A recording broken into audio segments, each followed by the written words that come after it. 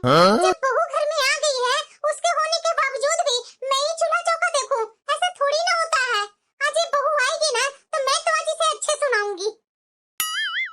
माँ जी, है बहू, टाइम मिल गया तुम्हें घर आने का? क्या बहू, बाजार में रहने का मन था क्या? तो यहाँ क्यों आई? बाजार में रहना चाहिए था तुम्हें।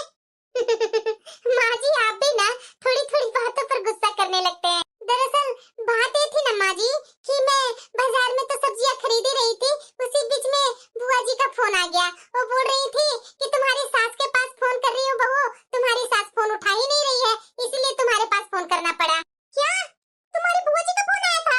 अरे हाँ माँ जी, वो तो मेरे से बोल रही थी कि बहू जाकर के अपनी सास से बोलना मेरे पास बात करने के लिए, नहीं तो तुम्हारे मोबाइल पर ही फोन करूंगी, तो अपनी सास से मेरी बात करवा देना। ये क्या बोल रही है बहू? तो हाँ माँ जी, वो बोल रही थी ना कि अगर तुम्हारी सास बात नहीं करेगी ना, तो तुम अपने ससुर जी को बोल देना फोन करने के लिए, मैं भैया से बात कर लूंगी। अरे बहू, मुझे नहीं किसी से बात करनी है, और तुम्हारे ससुर जी को भी किसी से बात नहीं करनी है। माँ जी, बुआ जी तो बोल रही थी भैया और भाभी दोनों की बहुत याद आ रही है, मन घबराता है, इसलिए आप लोग दोनों से वो मिलना चाहती हैं, और वो नए घर का एड्रेस मांग रही थी। अरे ये क्या बोल रही है बहू? तो पता तो नहीं ना दे दिया तूने, देना भी मत, पता चले कि यहाँ पर आकर के विराजमान हो जाए महारानी जी और बैठ करके घंटों शिकायतें करते रहे। पर ऐसा क्यों बोल रहे हैं माँ जी कि वो यहाँ आकर के आप लोग की शिकायतें करेंगी? मैंने बोला ना बहू कि तुम्हारी बुआ जी यहाँ नहीं आ सकती, नहीं आ सकती तो नहीं आ सकती, मुझे वो जरा सा भी नहीं पसंद है। तुम्हें नहीं पता बहू कि मेरी ननद की आदतें बहुत बेकार है। ठीक है माँ जी, मैं जा रही हूँ, चाय बना लेती हूँ। अरे बहू, तो सब्जी रख करके कहाँ जा रही है? सब्जी तो लेकर जा। माँ जी, मैं तो सोची कि आपको चाय की तलब लग रही होगी, तो इसीलिए मैं सोची कि पहले चाय चढ़ा देती हूँ और उसके बाद सब्जी वगैरह उठा करके रख दूंगी, फ्रिज में सब सेट करके रख दूंगी। अच्छा अच्छा, ठीक बोल रही है बहू, मुझे बहुत चाय पीने की मन हो रही थी, तू सही जा करके चाय चढ़ा दे रही है। और ऐसा करना बहू, जा चाय चढ़ाते ना अपनी ननद के पास फोन कर देना, उसे यहाँ आने के लिए बोल देना, ठीक है? क्यों माँ जी, अभी अभी तो दीदी 1 महीना पहले गए थे। अरे बहू, तुझे पता नहीं है, बच्चे लोग को गर्मियों की छुट्टी पड़ गई है, तो मेरी बेटी अपने बेटा को लेकर के यहाँ आ जाती, मेरा नाती आता, मेरी नाती एंजॉय करते यहाँ नानी घर आ करके। और बहू, मेरा भी मन बहुत खुश हो जाएगा अपनी बिटिया को देख करके, अपनी नातिन को देख करके, मेरे तो कलेजे को ठंडी पड़ जाती है बहू। बताओ बहू, आएगी मेरी बेटी, आराम से रहेगी, बच्चे लोग एंजॉय करेंगे, इधर उधर घूमेगी, कितना अच्छा लगेगा बहू।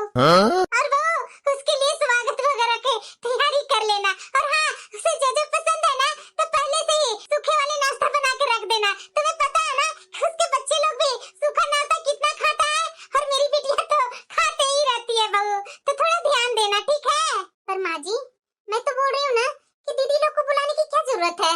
ये क्या बोल रही है बहू तुम? जैसी ननद आपकी है ना, मेरी ननद तो आपकी ननद से भी ज्यादा बुरी है। वैसे माँ जी, मैं आपकी बेटियों की दुश्मन नहीं हूँ, आप खुद में सुधार कर लेंगी ना, तो मुझे भी बहुत अच्छा लगेगा, क्योंकि आपसे ही मैं सीखूंगी, आपसे ही मुझे उदाहरण मिलेगी कि मुझे नंदों के साथ कैसा व्यवहार करना चाहिए। वैसे माँ जी, बताने के लिए था इसलिए मैं बता दी, मैंने तो बुआ जी से बात करके उन्हें बोल दिया यहाँ आने के लिए, और घर का एड्रेस भी दे दिया। तो मुझे नहीं पता कि बुआ जी आ रही है या नहीं आ रही है, लेकिन आपको कोई एतराज है ना, तो आप फोन करके मना कर सकती हैं।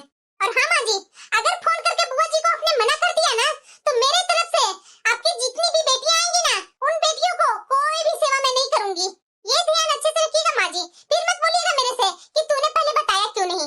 जब से बहू इस घर में आई है ना, तब से तो इस घर में हमारी चलती ही नहीं है, जो करना है वो करो, ससुर बहू मिल करके। अरे तुम लोग अपने सास बहू के चक्कर में मुझे क्यों बीच में घसीट लेती हो? बहू भी छाट कर आप ही लाए हैं ना, तो किसे मैं बोलूं? बहुत बहू पर दया आती है आपको। क्यों नहीं आएगी? अगर उसने मेरी बहन को बुला ही ली तो क्या गलत कर दी? तुम्हारी बेटियों को भी तो बुला रही है ना। और वैसे भी तुम तो अपनी ननद को सेवा करती नहीं है, सेवा करती तो है बहू करती है, तुम्हारी बेटी की भी सेवा करती है, तुम्हारी ननद की भी करती है, तो इसमें तुम्हें क्या दिक्कत है? और पैसे तो तुम्हारे खर्च होते नहीं है, पैसे मेरे खर्च होते हैं, तो तुम्हें इतनी क्यों प्रॉब्लम है? मुझे ना इन लोगों से तो बात ही करना बेवकूफी लगता है। मेरी बेटी यहाँ क्या आती है, इस ससुर और बहू के तो नजर में खटकने लगती है। ये मेरी बेटियाँ आपकी कुछ नहीं लगती है? क्यों नहीं लगती है? मैं उसका बाप हूँ, वो मेरी बेटियां हैं, बेटियां घर में आती है तो किसको बुरा लगता है? मुझे तो अच्छा लगता है, लेकिन हाँ, अपनी बेटियों की ना आदत सुधार लो। मैं उसे समझाते समझाते थक गया, लेकिन तुम अपने तरीके से समझाओगी ना अपनी बेटिया को, तो तुम्हारी बेटियों के भविष्य के लिए अच्छा होगा। अरे कैसे बात है आप? अपनी बेटियों के बारे में इस तरह से बोलते हैं? अगर ये बातें आपकी बहू सुनेगी ना तो समझ लीजिएगा। बहू भी देख रही है कि कौन क्या करता है। अरे हटो जी, फालतू में मैं आपसे बहस करने लगी। जाकर के कुछ टहल लूंगी ना पार्क में तो थोड़ा मेरा मन भी रिलैक्स रहेगा। माँ जी चाय बना दूं आपके लिए या नहीं? तू सुनते रहती है क्या हमारी बातें? नहीं माँ जी, मैं तो यहाँ से गुजर रही थी तो मैंने आप दोनों की बातें सुनी। आप बोल रहे हैं कि मैं पार्क में जा रही हूँ तो इसीलिए मैं पूछने आ गई। नहीं तो एक्स्ट्रा चाय बन जाएगा तो आप मेरे ऊपर ही गुस्साएंगे कि इतना खर्च करती है। चाय तो मैं पी करके ही जाऊंगी, अब जो भी कुछ हो जाए। चाय छोड़ करके तो मैं जाने वाली नहीं हूँ। पूछ ले अपने ससुर से, वो चाय पियेंगे तो बना देना एक्स्ट्रा, नहीं पियेंगे तो एक्स्ट्रा बनाने की जरूरत नहीं है तुझे। बहू मैं चाय पीऊंगा, जा मेरे लिए भी बना देना। ठीक है पापा जी। मेरी बेटियों से ये सब की जलन है। अरे बहू। हाँ माँ जी, मैंने तुमसे कल बोली थी ना वो सूखा हुआ नाश्ता बनाने के लिए, बना ले? नहीं माँ जी, मैं वही बनाने के लिए सोच रही थी, मैं क्या बनाऊं? अरे बहू सोचने वाली कौन सी बात है? ओ नमकीन मठरी बना देना, बेसन वाली सेव बना लेना, और हाँ गुजिया बोल रही थी मेरी बेटी बनाने के लिए, तो गुजिया भी बना लेना, और मीठे वाले नमक पारे भी बना देना, उसके बच्चों लोग को बहुत पसंद है। और हाँ बहू, वो आम का तो अचार बना कर रखी ही होगी, तो मेरी बेटी बोल रही थी ना कि 5 किलो दे देना माँ, इस बार मैं 5 किलो आम का अचार लेकर के जाऊंगी। और हाँ खट्टी मीठी वाली भी बनाई होगी ना, वो भी दे देना मेरी बिटिया को। और माँ जी मैं 5 किलो कहाँ अचार बनाई हूँ, मैं तो मुश्किल से 3 किलो खट्टी वाली आम की अचार बनाई हूँ और 3 किलो मीठे वाले आम की अचार बनाई हूँ, और तो ज्यादा मैं कुछ नहीं बनाई हूँ। आपसे तो मैं बोल रही थी कि माँ जी एक्स्ट्रा आम मंगवा लीजिए, आप खुद बना लीजिए, मेरे पास टाइम नहीं है, बच्चे लोग परेशान करते हैं, तो आपने तो नहीं बनाया था। बहू मेरी बेटी के नाम सुनते ही तुम्हारा सब घट गया। मैं कुछ नहीं जानती हूँ, बेटा से मंगवा लेना और भी आम, जल्दी जल्दी बना करके रख। मेरी बेटी के आने से पहले इसका सब खत्म ही हो जाता है। ये माँ जी हमेशा मुझे यही परेशान करते हैं, हमेशा। जब भी मैं बोलती हूँ माँ जी अपनी बिटिया के लिए बना लीजिए, लेकिन नहीं बनाएंगे, आराम से यहाँ से वहाँ टहलेंगे, सारा काम मेरे ऊपर छोड़ देते हैं। भले 5-5 किलो आम का अचार मैं कैसे अकेले बनाऊं, घर के काम भी तो करने होते हैं। पर जो भी हो मैं तो नहीं बनाऊंगी, इधर घर का काम भी, इनका बेटी का नाती नातिन की सूखे सूखे नाश्ता बना के रखने हैं, अब आम का अचार भी बनाओ, मेरे से नहीं होने वाला है।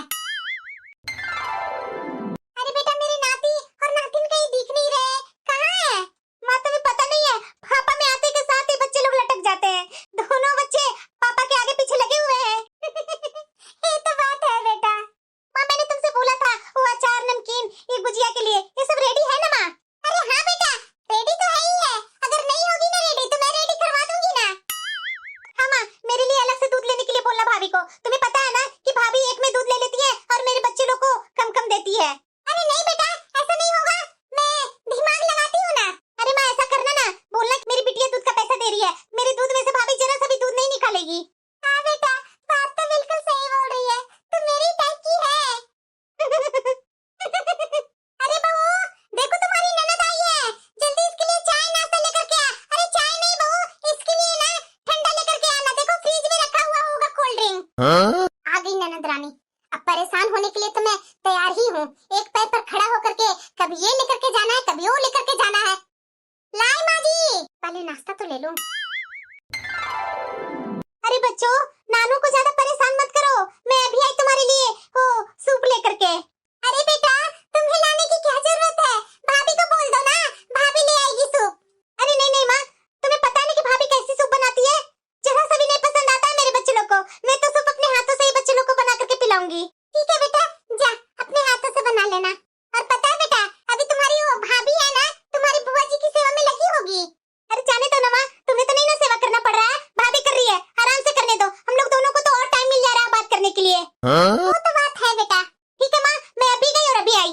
ये ननद तो आ गई है, मेरी जी का जाल बन गई है, हमेशा भाभी भाभी करते फिरते चलेगी। अभी भाभी नहीं आ रही है, उनके आने से पहले एक काम कर लेती हूँ, ये भाभी का दूध में से एक गिलास दूध निकाल लेती हूँ और उसकी जगह पर एक गिलास पानी डाल देती हूँ दूध में, पता भी नहीं चलेगा। दीदी। हाँ भाभी क्या बना रहे हैं दीदी? दीजिए ना मैं बना देती हूँ। अरे भाभी मैं सूप बना रही हूँ बच्चों लोग के लिए, मैं इतना छोटा तो काम कर ही लूंगी, आप जाइए ना आराम से बैठिए, मैं बच्चों लोग को सूप बना करके आपको बता दूंगी कि रसोई खाली है कि नहीं। अच्छा दीदी सूप बना रहे हैं तो थोड़ा ज्यादा बना दीजिएगा ना, मेरे बच्चों को भी बहुत सूप पसंद है। वो देखेगा ना कि मेरी बुआ सूप बना रही है तो खुशी से उछलने लगेगा, क्योंकि आपका हाथ का सूप उसे भी बहुत पसंद है। भाभी मैं तो सूप एक्स्ट्रा नहीं बनाने वाली हूँ, मैं तो अपने लिए और मेरे बच्चों के लिए सूप बना दी हूँ। भाभी आप ऐसा कीजिए ना, आप अपने तरीके से देख लीजिए, स्वाद का भी तो ऊपर नीचे होता है ना भाभी।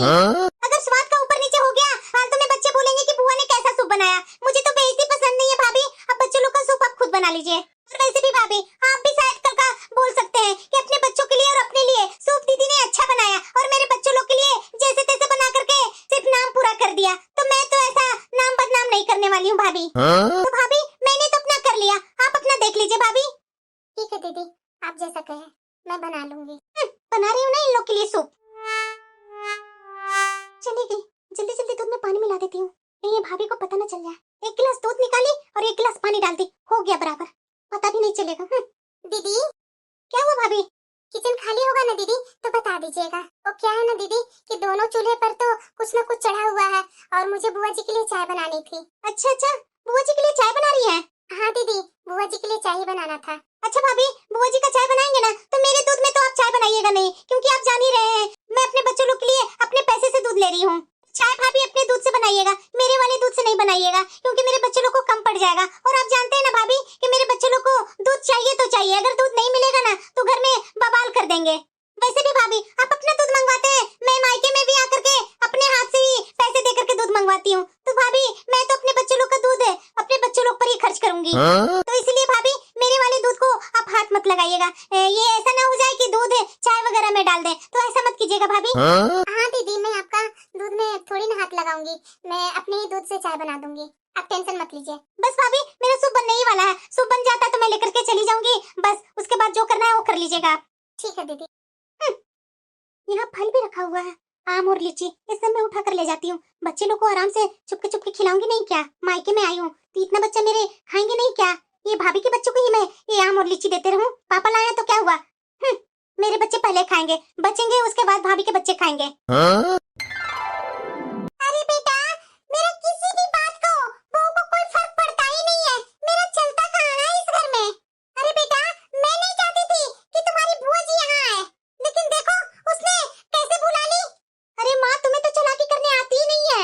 अरे बेटा मैं क्या बोलूं, तुम्हें पता नहीं है कि तुम्हारी भाभी ने कितने प्रपंच रचे, ऐसी ऐसी हरकतें की ना इसने कि मुझे मजबूरन बोलना पड़ा कि बुला लो अपनी बुआ जी को। क्या बोलो बेटा, तुम्हारे आने से पहले तो मुझे धमकी देने लगी कि आप अपनी बिटिया को बुलाएंगे तो बुआ जी भी आएंगी, अगर बुआ जी नहीं आएंगी तो आपकी बिटिया भी नहीं आएंगी।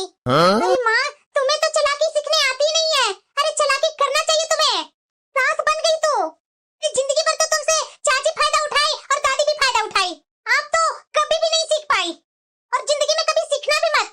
मुझे देखो, मैं तो 4 दिन के लिए मायके के आती हूँ, मैं तो सारे बदले आपकी बहू से ले लेती हूँ आपके बदले। अरे माँ, ऐसी बेटियां होनी चाहिए मेरी जैसी। पता माँ, मैं तो भाभी से बोल करके आई हूँ कि मेरा दूध जो है ना इसमें तो आप हाथ भी मत लगाइएगा, नहीं तो मेरे बच्चों लोग के लिए कम पड़ जाएगा। पता माँ, भाभी के दूध वाले बर्तन से मैं दूध लेकर के चाय बना लेती हूँ और उसमें पानी मिला देती हूँ, भाभी को तो पता भी नहीं चलने देती हूँ। मैं भाभी का कोई काम नहीं करती हूँ और मैं अपने बच्चों के लिए भी तरह तरह के आइटम भाभी से बनवा लेती हूँ, और वो ना कर भी नहीं पाती क्योंकि वो इस घर की बहू जो है और मैं आराम से बैठी रहती हूँ। अरे मेरे से ये सब सीखो माँ, सीखो।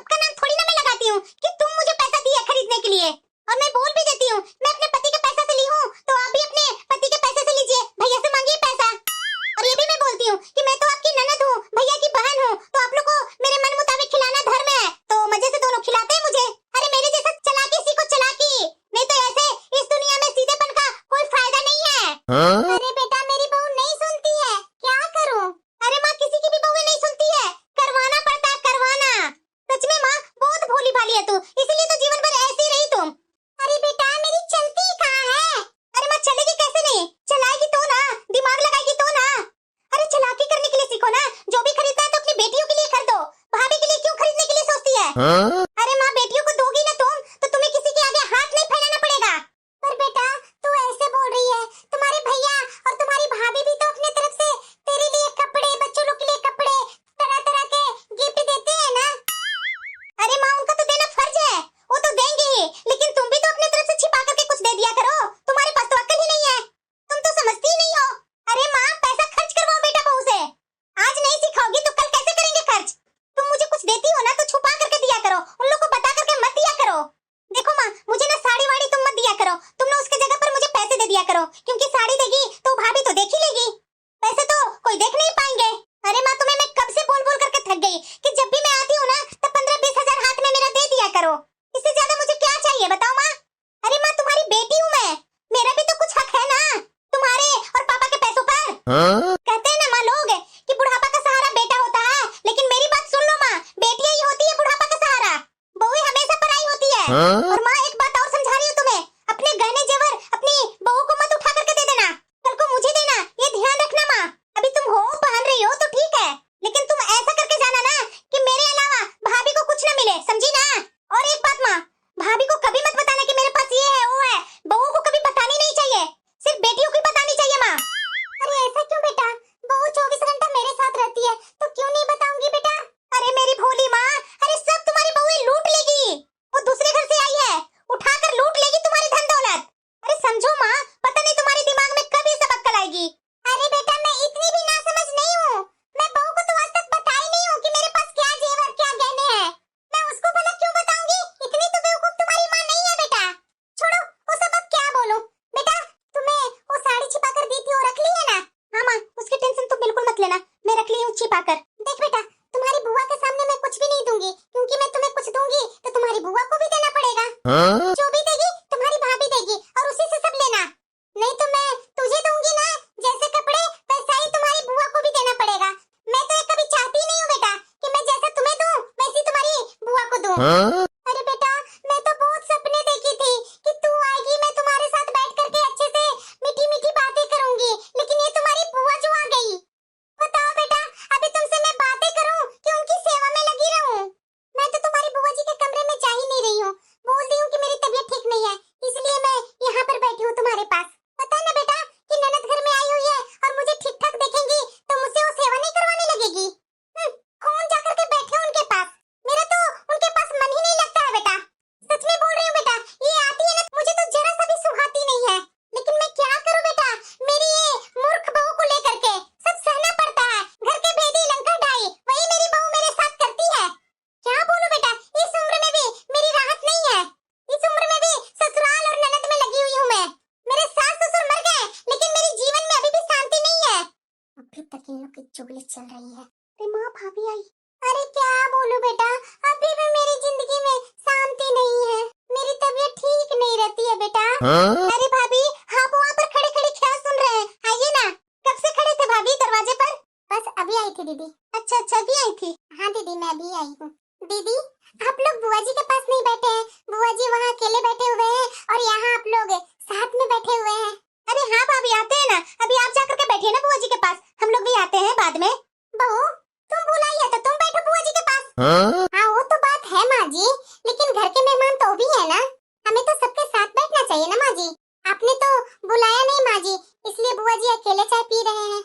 अरे मैं सब जानती हूँ बहू, वही बोली होंगी आग लगाने के लिए, मेरी बिटिया बैठी हुई है ना मेरे पास। अरे नहीं नहीं माँ जी, बुआ जी ने कुछ नहीं बोला, यहाँ तक कि बुआ जी तो बोल रही है कि दोनों माँ बेटी बहुत दिन बाद मिली है, उन्हें बात कर लेने दो और मैं यहीं बैठ करके चाय पी लेती हूँ। तो मैंने बुआ जी के साथ बैठ करके चाय पी लिया कि आप लोग डिस्टर्ब न हो।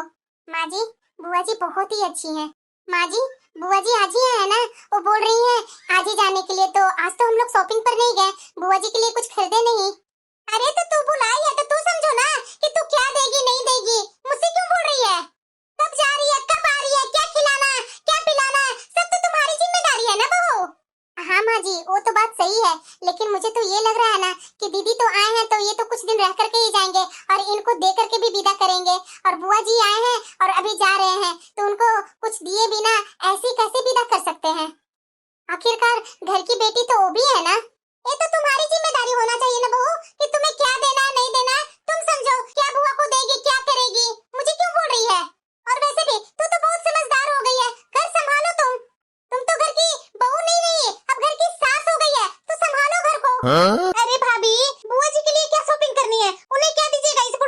वो एक दिन के लिए आई थी, वो हम लोग से मिल ली, अब जा रही है तो जाने दीजिए, क्या सामान देने की जरूरत है।